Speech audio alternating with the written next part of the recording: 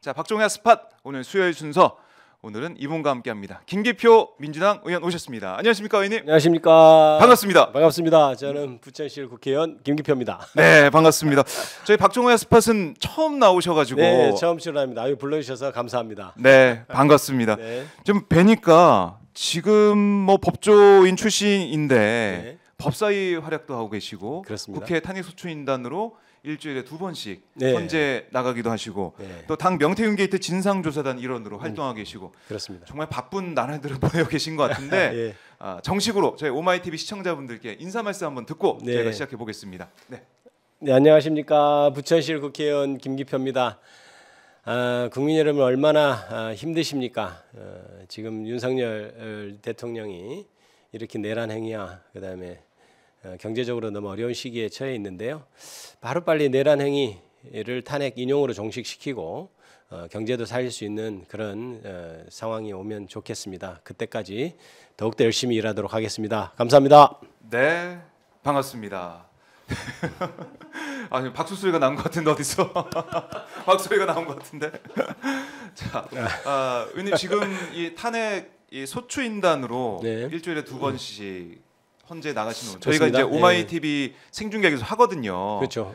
예, 그렇습니다. 예. 저도 봤습니다. 소추인단 뭐 들어올 때 또 윤석열 쪽 대리인단이 들어올 때 네. 그리고 끝난 다음에도 계속 생중계를 하고 있는데 지금 9차까지 쭉 변론이 네. 이어져 왔습니다. 네. 그래도 총평 쭉 지켜보시고 함께하신 그 소감 어떻게 저희가 들을 수 있을까요? 뭐라고 생각? 일단 힘듭니다.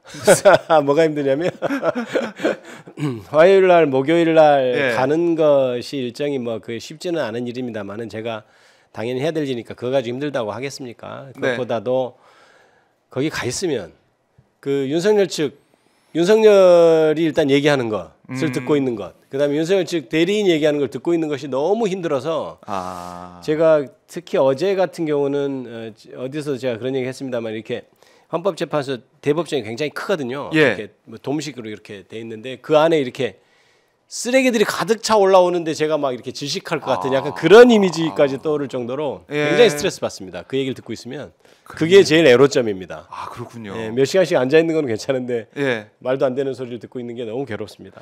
저희 국민들하고 같은 마음이시네요. 그렇습니다. 그러니까 듣고 있으면 다들 너무 답답해 하시잖아요. 네. 뭐 사리도 생긴다 뭐 이런 얘기 하는데 그 정도로 스트레스 받으시는 분도 예, 있고 살이 생길 것 같다 이런 얘기를 하고 있습니다. 살이 생길 정도로. 그러니까 저희 화면에 보면 저희 뒤에 앉아 있고 네.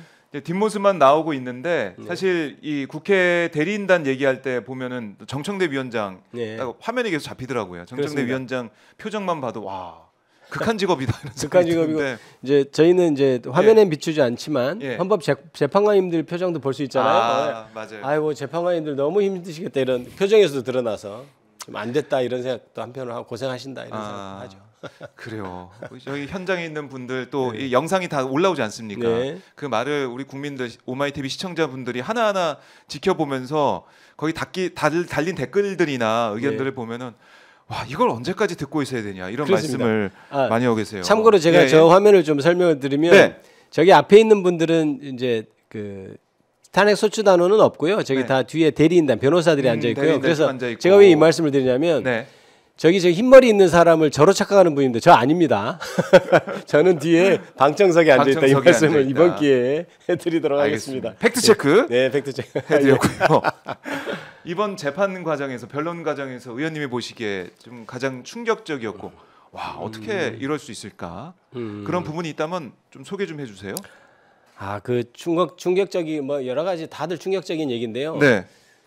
저는 처음에 이 그 윤석열 측 대리인들이 이 사건이 계엄이 왜 발생하게 됐고 이렇게 얘기하면서 부정선거에 대해서 얘기하고 네. 뭐 하이브리드전이다 이런 얘기를 할 때 뭐 계몽령이다 뭐 이런 얘기 했지 않습니까? 예. 그 모두 진술할 때 제가 너무 충격을 받은 것이 처음에는 그래도 자기들은 그렇게 생각하지 않으면서 그 역할에 따라 하는 것일 거야 이런 생각을 하면서 들었단 말입니다. 그런데 점점 듣다 보니까 저 사람이 확신을 가지고 있나 이런 느낌까지 들었어요. 그래서 아니 그 법원 출신이고 변호사까지 하는 이른바 뭐 사회에서는 좀 오피니언 리더라고 하는 사람들이 네.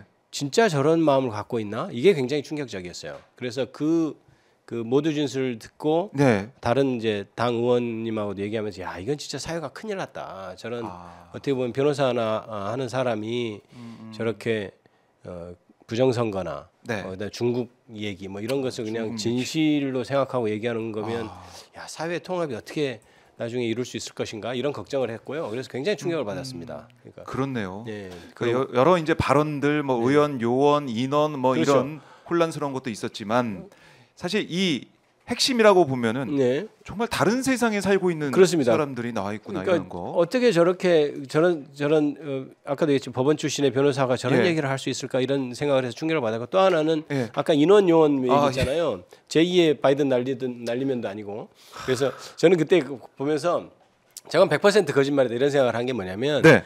이게 기본적으로 법조인들은 한자 쓰는 걸 좋아해요. 한자 이제 교과서도 보면 다 한자로 돼 있고 그래서 이제 법조인들 공부할 한자 때. 그렇죠. 다 네. 이제 한자로 돼 있고 그런데 보통 재미있게 얘기할 때 뭐 어떤 사람 얘기하면 약간 네. 반 재미있게 무슨 뭐만 자 뭐 이렇게 표현도 하고 아. 그다음에 이제 법 조문이 이렇게 돼 있고 뭐뭐한 자는 몇 년 이상이 찬 이렇게 돼 있잖아요. 그러니까 그 자자를 써서 사람을 가리키기도 하고 그 자는 근데 뭐 인원이란 이렇다. 말도 대단히 많이 씁니다. 그러니까 사람이란 말 대신 쓸 수 있는 한자가 자나 인원이 있잖아요. 자는 못 쓰고 그 그렇죠. 대신 뭐 인원이란 그렇죠. 말도 많이 쓰게 되고. 예, 또 약간 쓰임새가 조금 다르고 그러니까 이제 보통 뭐 인원을 끌어내려 인원이 어떻다 뭐 이런 얘기를 하면 인원이란 말을 딱 할 수가 있어요. 그러니까 사람이란 말보다 인원이란 말을 더 많이 쓸 텐데 이러면서 듣고 있었는데 역시 1분 몇 초 지나서 계속 인원 하잖아요. 그러니까요. 그러니까요. 이런 얘기를 계속. 그게 좀 재밌는 장면이었어요. 저건 거짓말인데 이러면서 저도 인원이란 말을 자주 쓰고요. 많이 쓰시고. 예, 그렇습니다. 예. 특히 이제 법조인 출신들은 아무래도 쓸 많이 수밖에 씁니다. 없고 예. 많이 자, 쓰고. 인원 이렇게 한자어를 많이 쓰니까요. 그러니까 아니 그게 참 이해가 안 되는 게 자기가 뭐 평소에 그런 얘기 안 쓴다고 했는데 예. 그 자리에서 1분 15초 있다가 그 얘기를 하고. 그러니까 그 보통 대통령이 이제 담화문을 발표하거나 하면 네. 일반적으로 저거는 진실이겠거니 일단 대통령이란 어떤 지위에 대한 믿음이 있고 그다음에 담화란 형식에 대한 믿음이 있잖아요. 그리고 또 저 헌법재판소에 나와서 얘기할 때도 그래도 네. 대통령이라고 하는 사람이 하는 말에 대한 믿음이 기본적으로 있는데 지금까지 우리가 이렇게 확인해 본 바에 의하면 모든 게 거짓말이었지 않습니까? 그러니까 입벌구라고 요새 뭐 속된 말로 이렇게 표현하는데 이빨구. 그러니까 근데 너무나 당당하고 네. 사실처럼 막 얘기를 하니까 처음에 속다가 금방 바로 확인이 되니까 예. 예, 그런 좀 슬프다고 할까요? 그런 대통령을 우리가 가지고 있었습니다. 네. 그러니까 이 대통령의 윤석열의 민낯을 이번에 그래서, 예. 헌재 이 심판 변론 통해서 확인할 수 있다. 뭐 이것도 어떻게 보면은 수학이라면 수학일 수도 있고. 그렇죠. 그래서 탄핵소추단 우리 의원님들하고 예, 예. 얘기할 때 그러니까 우스갯소리입니다. 예. 그냥 윤석열 대통령이 말 많이 했으면 좋겠다. 왜냐하면 저 양반이 어떤 사람인지 더 적나라하게 국민들 앞에 드러날 테고 대통령의 자격이 없는 사람이다. 없는 것이 드러나지 않겠냐 이런 얘기까지 뭐 우스갯소리 비슷하게 하기도 하고 그랬습니다. 그러니까 뭐 입만 열면 거짓말이고 또 품격에 맞지 않는 얘기도 하고 그래서 좀 안타깝죠. 예. 네. 그래서 윤석열 뭐 마이크도 자꾸 얘기하기도 하고 직접 뭐 신문을 김용인 전 장관한테 하기도 하고 네. 그다음 나중에는 못 하게 됐지 않습니까? 그렇습니다. 그래서 좀 네. 하게 해달라는 얘기도 하고 했는데 네. 재판관들이 그 질문하는 거 윤석열이 직접 신문하는 걸 왜 막았다고 보세요? 의원님은? 그거는 이제 예. 평의를 거친 거고요. 일단 헌법재판소 헌법재판 심판 규칙이라는 게 있어서 이제 그 범위 안에서 다 헌법재판관들이 결정을 합니다. 그러니까 위법하다는 등 뭐 이런 얘기는 이제 전혀 근거가 없는 얘기고 일단 윤석열 증인으로 나온 사람들이 다 윤석열 대통령 밑에서 윤석열 대통령 임명해서 네. 다 이제 공직을 했던 사람들이잖아요. 그래서 국회 측에서는 그렇게 얘기했죠.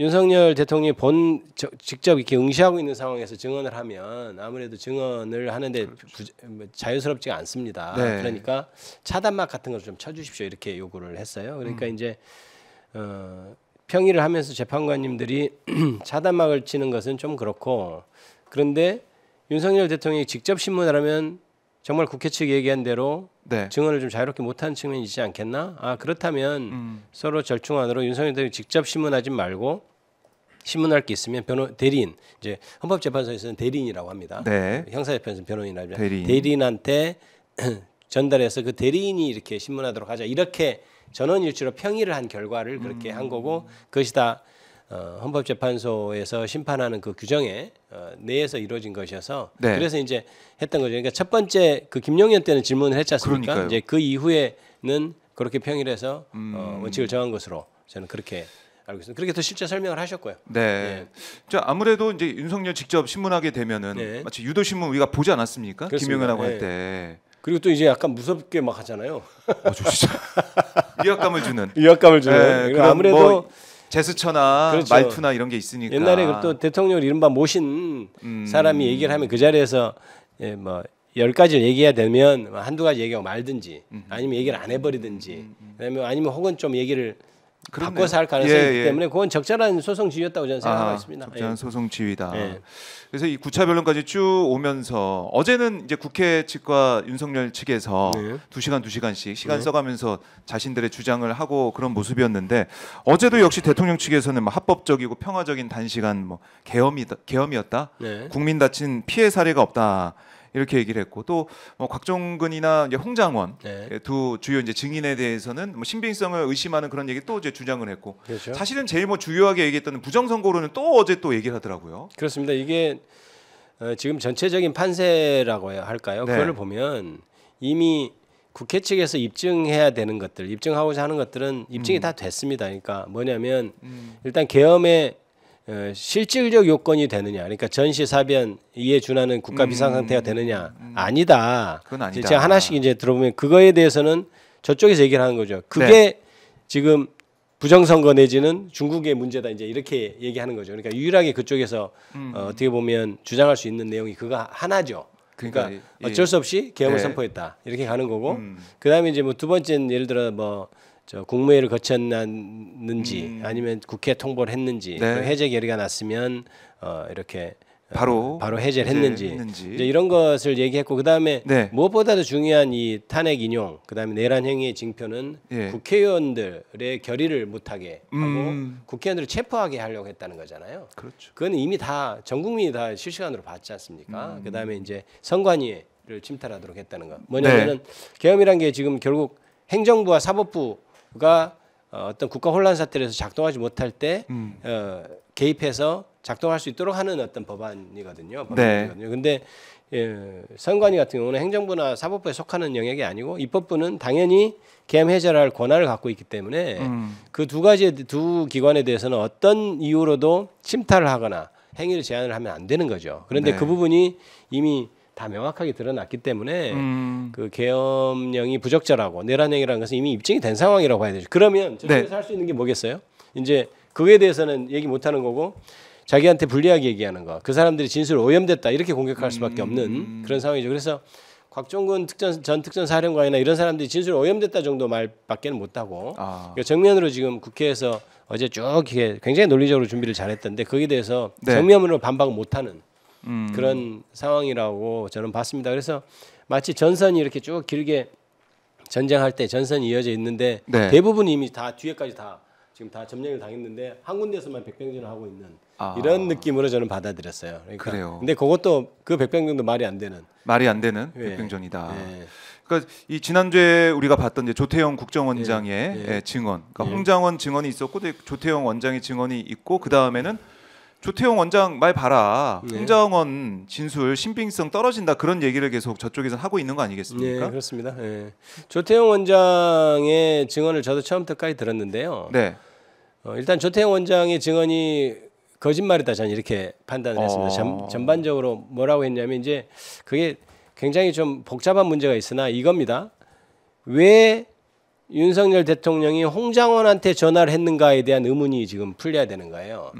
조태영 국정원장이 그때 국내에 분명히 있었던 건 명확한 사실이거든요. 근데 왜 홍장원한테 얘기를 했고 그 홍장원한테 전화를 해서 말한 내용이 뭐냐 이게 지금 관건인 거예요.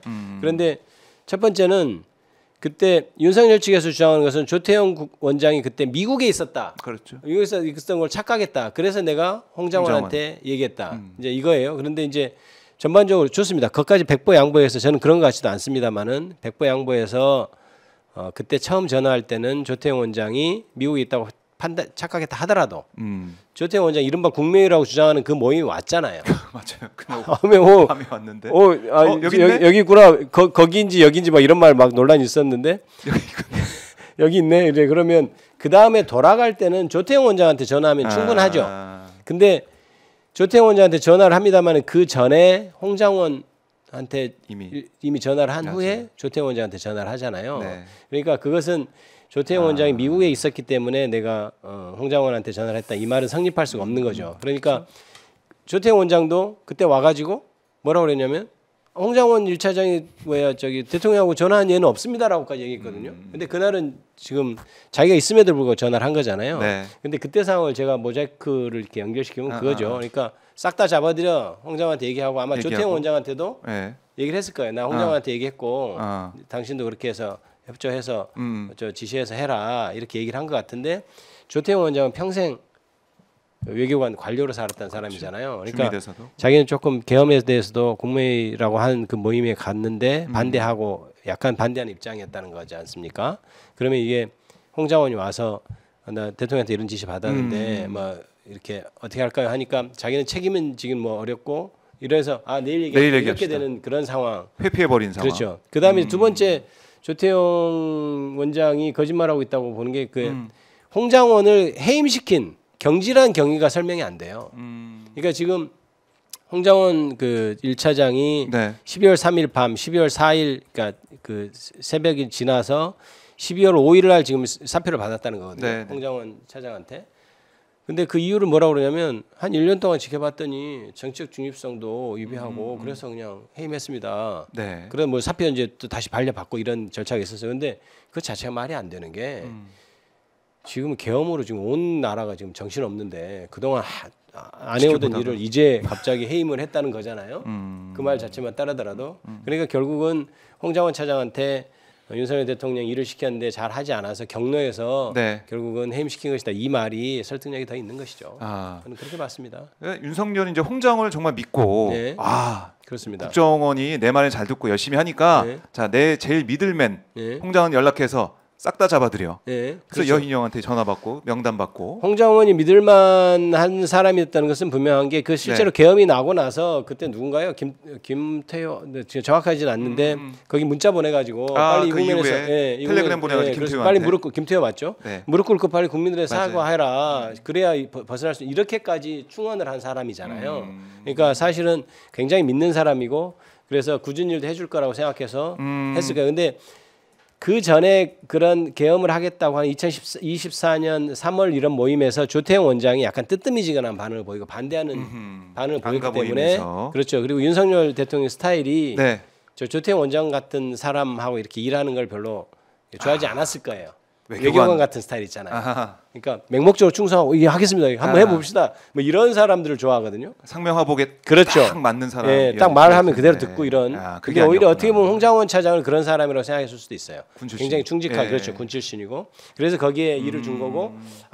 조태용 저 사람은 좀 뜨뜻미지근한데 그러면 야 홍장원이 하는 게 패싱하고 그냥 그렇습니다. 홍장원한테 간 거군요. 예, 그렇습니다. 그러니까 미국 갔다고 하는 것도 예. 착각했다는 것도 아마 사실은 여기 있는지 아는데 아예 미국 간 걸로 알았어 하면서 홍장원한테 이렇게 얘기했을 가능성도 있어요. 그렇겠네요. 전반적으로 그렇게 봅니다. 예, 조태용의 거짓말 짚어주셨고, 근데 내일 또 홍장원 전 차장이 나오지 않습니까? 그렇죠? 예. 이거 윤석열 쪽에서 잘 하는 거예요? 잘 증인으로 부른 겁니까? 저는 글쎄요, 도움이 안 될 것 같다는 생각도 들고요. 윤석열 측에서는 그거를 무슨 일이라도 해야 지금 뒤집어지고 지금 현재는 무조건 제가 인용이 되게 탄핵 인용이 되게 생겼으니까 하는 건데 이제 홍장원 차장의 진술이 굉장히 결정적이잖아요. 싹 다 잡아들여 이제 이런 말을 했는데 예를 들어서 이럴 수는 있겠죠.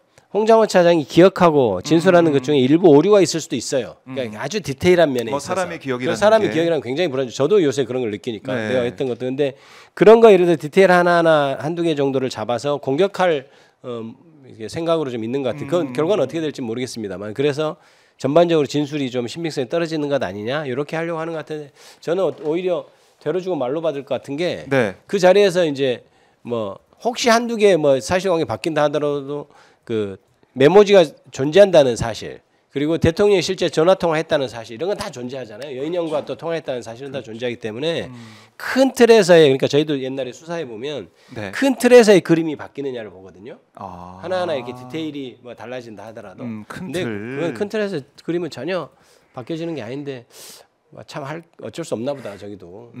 뭐 해보는 데까지 해보는데 그렇죠. 그런 느낌으로 저는 받아들이고 있습니다. 사실은 이제 시간도 끌어야 되고. 홍장원 전 차장이나 네. 이런 사람들이 계속 이제 보수 진영에서 공격을 또 많이 받고 있더라고요. 네. 그러니까 홍장원 차장의 이 발언의 신빙성이 계속해서 비판하는 그런 컨텐츠가 많이 나오고 있던데, 그렇죠. 뭐 그런 차원에서 윤석열 씨 불러가지고 그 신빙성을 공격을 하면서 또 어떻게 보면은 자기를 지지하는 쪽에 재료를 공급하는 그런 그렇죠. 차원일 수도 있고. 그렇죠. 이제 동영상 잘려가지고 이제 그러니까요. 돌리고 그러니까 그런 이제 식으로. 결국 홍장원 차장의 진술도 굉장히 큰 기둥이란 말입니다. 이렇게 곽종근 사령관도 지시받았다는 내용, 그렇죠. 그것도 아주 큰 기둥이고 기둥, 두 개의 그런 기둥이 기둥을 있는 거죠. 이제 어떻게든 조금 훼손시켜야 되는 거죠. 그러면 이제 그 훼손시키는 방법은 이 사람 믿을 수 없는 사람들이 이렇게 가는 거고. 아하. 그러니까 일부 디테일에서 다른 부분 그거를 계속해서 하면서 믿을 수 없는 거 아니에요. 이렇게 가려고 하겠죠. 네. 근데 이제 뭐 내일 뭐 지켜볼 텐데 저는 뭐 큰 문제 없을 거라고 큰 생각합니다. 문제 없을 거다. 네. 그리고 내일 나오는 뭐 증인 중에는 한덕수 총리도 좀 눈에 띄는데 네. 한덕수 총리가 어떤 정황인지 모르겠지만 현재 국회에서 나와서 한덕수 총리가 했던 말을 들어보면은 이른바 충암파와는 좀 다른 결이 다른 얘기하지 않습니까? 국무회의가 없었고 그렇죠. 간담회 뭐 그런 차원이었다는 얘기하고 있으니까 한덕수 총리가 증언을 또 뒤집을까 뭐 이것도 지금 많은 분들이 관심을 가지고 있더라고요. 전반적인 얘기를 하고 한덕수 총리 얘기를 좀 해보자면요. 예. 이제 지금 전체적인 증인들이 나와서 하는 얘기의 기조, 다른 모든 증인들의 기조는 일단 나 살고 보자입니다. 나 살고 보자. 그다음에 김용현 장관마저도 네. 윤석열 측에서 아마 저는 미리 그 질문지도 주고 답도 이렇게 모분답은 주고 했다고 저는 생각해요. 왜냐하면 그날 얘기하는 과정을 보면 네. 그게 첫 번째는 그때 윤석열 측만 신문 답하고 나머지는 안 하겠다고까지 막 했거든요. 그날 그랬어요. 맞아요. 그러니까 이제 설득하고 오히려 윤석열 측에서 하라고 하니까 이제 했는데 그 사람마저 자기가 굉장히 불리하게 되는 것은 그냥 윤석열한테 미루는 듯한 반응이 좀 있고 그랬거든요. 그러니까 전반적으로 전 수방사령관이나 특전사령관들이 딱 나오면 네. 자기가 문제되지 않을 정도만 발언하고 나머지는 뭐 진술 거부를 한다든지 아니면 자기 유리하게 거짓말한다든지 그런 국면이거든요. 그래서 일단 나 살고 보자예요. 지금 현재는 각자도생 그렇습니다. 하자. 그래서 한덕수 총리가 나온다 하더라도 네. 자기가 불이익을 겪으면서 불이익하게 되면서까지 윤석열 대통령한테 유리하게 얘기해 줄 것 같지는 않고요. 기본적으로 국무회의가 간담회 같은 자리였다라든가 이런 진술은 할 것 같습니다. 다만 피청구인 측에서 이제 뭐 계속해서 한덕수 총리를 부른 이유는 그동안 계엄할 만하지 않았냐 요거를 계속해서 듣고 싶을 거예요. 그럼 또 그거를 이렇게 잘라서 아마 동영상으로 퍼나르고 싶은 그런 욕심일 거라고 봅니다. 그렇네요. 경고용으로 했고 네. 야당이 이렇게까지 하는데 그렇죠. 뭐 네. 비상대권 할 수밖에 없지 않느냐, 네. 비상계엄 할 수밖에 없지 않느냐 그런 주장 예. 그걸 펼 것이다. 그런데 뭐 이게 증언들이 이렇게 나오다고 하더라도 큰 틀 말씀하셨지만은 국회의원들을 끌어내라고 하는 그런 지시 네. 그리고 싹 다 잡아들여라고 했다는 그 지시들 네. 윤석열이 지시했던 이 부분들은 이거 사라지는 게 아니지 않습니까? 그렇죠. 이제 그 이번에 윤석열 대통령의 가장 큰 실책은 뭐냐면 네. 자기가 다 지시한 거예요. 직접. 그러니까 예를 들어서 김용현 장관이 가장 핵심이면 네. 모든 지시를 김용현 장관한테 하고 김용현 장관이 다 일을 하게 했다면 자기는 최악의 경우에 어차피 김용현과 윤석열은 같은 배를 탄 것이잖아요. 그렇죠. 그러면 김용현 장관 입장에서 내가 윤석열이 살아야 나도 살겠다 싶으면 자기가 안고 갈 수도 있는 거죠. 내가 윤석열 살려둬야 된다. 그렇죠.